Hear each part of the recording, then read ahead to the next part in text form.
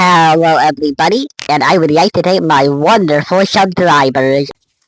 Hello, everybody, and today we are going to be reading Chapter 2 of The Last Kids on Earth. We get told Jack high in the sky, impenetrable tree fortress of power. So, yeah.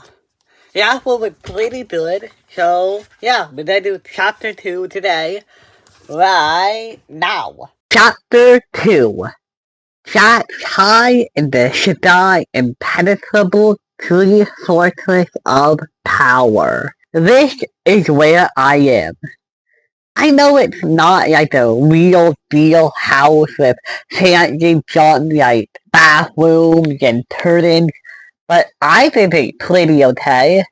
The treehouse used to belong to my dummy little foster brother, before. But I've made some real additions since all the terror went down. Now, why does a 13-year-old need a treehouse that's better defended than Fort Knox, Stark Towers, and the X-Mansion combined? Because a mass of zombie hordes and monster brutes have taken over Wakefield, and, as far as I know, the rest of the flippin' world. You probably know what zombies are, but in case you've been living in a hole, let me break down the horror. Classic zombies. Constant sleepy moaning. Those empty eyes. They're Spooksville. Bite you, and you're one of them. Undead. Stinks like hot garbage. Slow, until they get close. Then, fast. There are other monsters too, like the dozers. Big, hulking brutes that resemble two-legged rhinoceroses, and the winged wretches, flying beasts like mutated pterodactyls.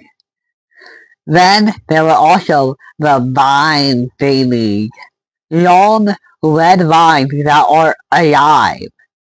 I mean, yeah, I know plants are alive, but these things are like alive. They turn backyards into treacherous jungles. Now, keep in mind, these aren't real deal scientific names. I'm no monsterologist, and all of that's just scratching the surface. Almost every day, I discover some new thing that is horrific and hair-raising and makes you want to hail. Now, you're probably wondering why I'm telling you all this. Why you're privy to the thoughts and ramblings of a kid trying to stay alive during the monster apocalypse. I'll tell you. It's because I think it's important that future people know what it was like in the time after the monsters arrived. Also, I'd like to be remembered just in case I get eaten one of these days. Me. Looking good while being eaten. Now, how you remember me? Well, only time will tell. Zombie hunter, monster slayer, late blooming, slow developing 13-year-old? Pick me. Like I said, before the monster apocalypse, I was an orphan. Well, I guess I still am an orphan. Strictly speaking. But you know what I mean.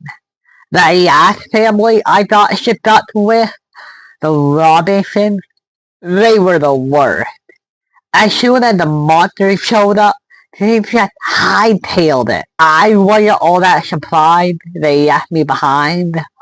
Honestly, I'm kinda sure the only reason they took me in the first place was because they wanted someone to rake the leaves. Doesn't work, Jeff. It's Jack. Now, if it sounds like I'm trying to make you feel bad for me or something, I'm not. That is not my style. I'm just letting you know the situation, the ins and outs, the deeps.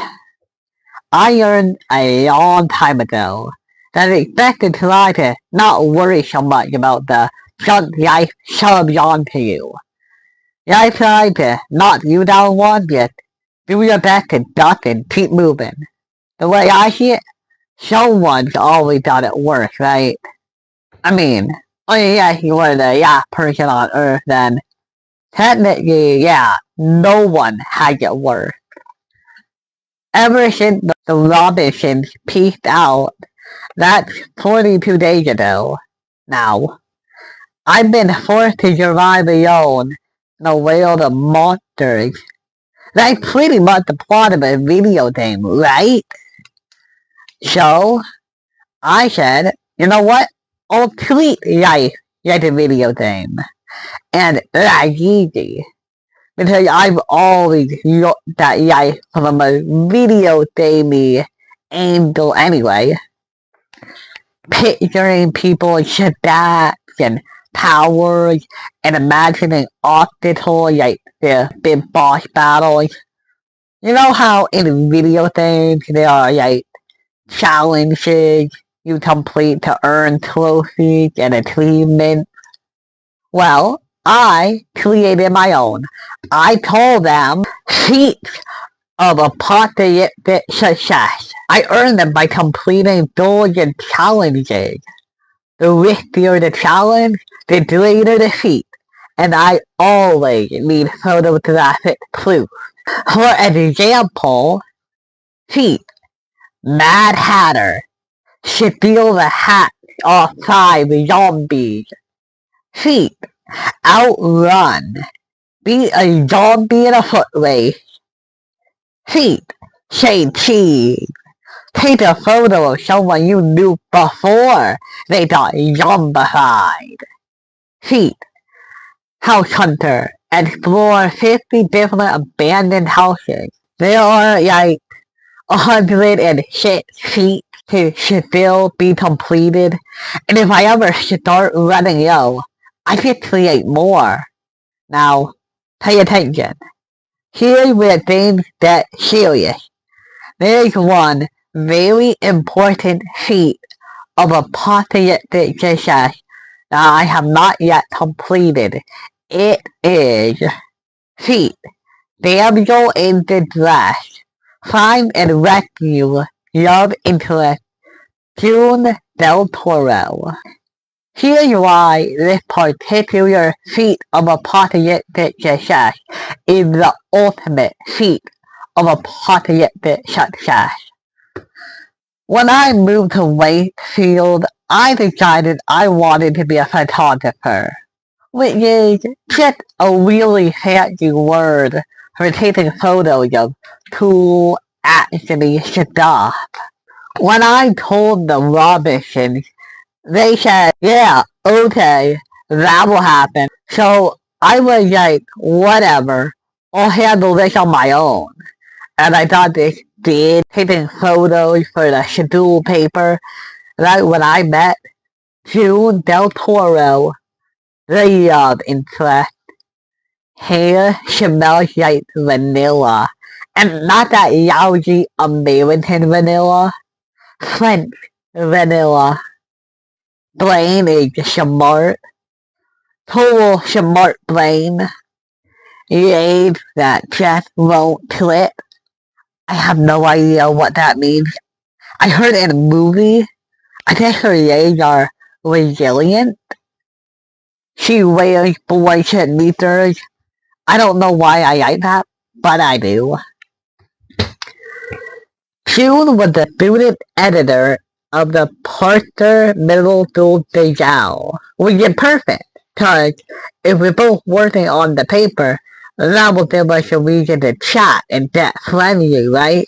Turns out, though, June is scary when she's on the job.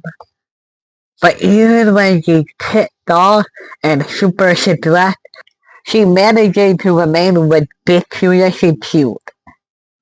This issue isn't going to right itself, people. Now, I should be clear here. I think June kinda hates me. She's still ridiculously cute. She told me I was lazy. I respectfully disagree. Not lazy. I was just fulfilling my role as a photographer, the wild rebel who plays by his own rules, the hip, cool guy who likes being hip and cool non-stop. 24/7, non-stop, hip and cool, hip and cool. What's up? June said my photos weren't capturing the important stories around the schedule. I guess she just wants a snapshot of bake sales or a pic of Miss Grayroll's new whiteboard or something. See, I don't go for a lot of that boring junk. I like action. I like capturing that single moment in time that will never ever be repeated. And now, my camera is full of once in a lifetime death defying moments and crazy close calls. I mean, just this week, Monday, Tuesday, Wednesday, Thursday, Friday, Saturday. Anyway, even though June kinda hates me, I also, maybe, probably, definitely, kinda like her a lot. But is she still out there? Is she still alive? Is she still in town? Here's what I know. The day the monster apocalypse began, I know for a fact June was in our middle school, but I don't think she's still there because I went by for a few days and I stood outside hollering, June! And there was no answer. I'm also very sure that June's parents did not leave town because I went to her house last week and their cars were still in the driveway. I broke in and looked around inside the house too, and it didn't seem like they packed up and taken off on a train or something. And I refuse to believe that June had been zombified. So that means she must be here, in town, somewhere. So I'm gonna find her, and I'm gonna rescue her. There you have it, like my life, and that's my goal. I will not rest until I'm done. I'm a dorky warrior orphan. I'm a zombie fighting, monster slaying tornado of cool. Not really, but this is my story, so feel. And I will rescue June Del Toro and complete the ultimate feat of apocalyptic success. My hero. Okay, that is the end of chapter 2. So yeah, stay tuned for the review at the end. Okay, guys, so we just read chapter 2 of The Last Page on Earth.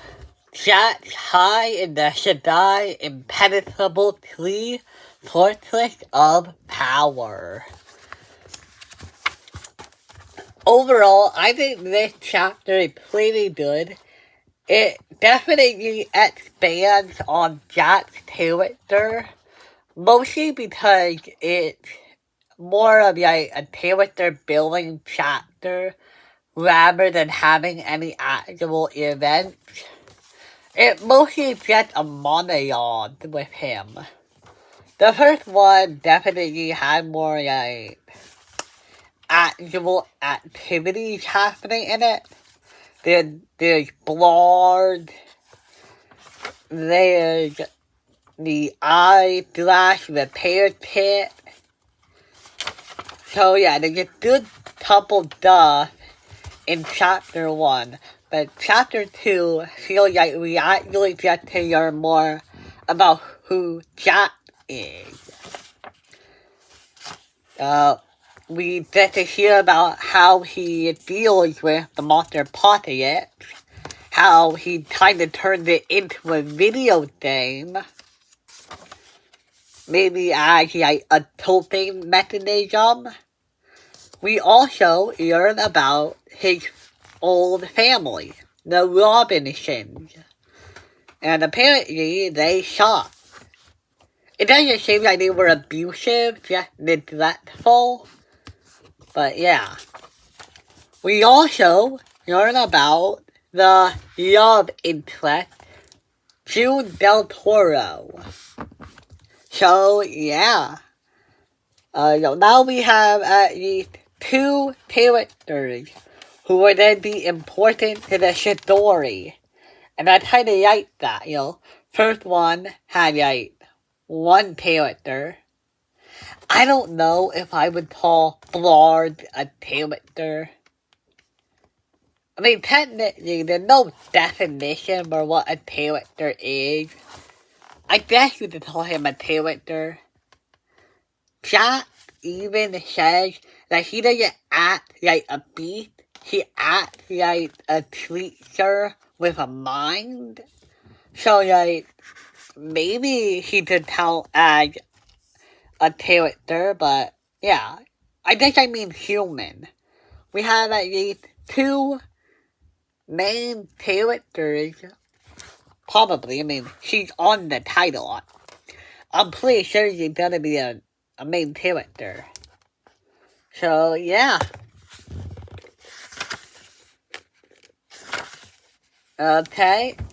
We also learn about his mission to rescue her. So, yeah, that is where we ended off on Chapter 3. And I hope to see you guys next time. Bye!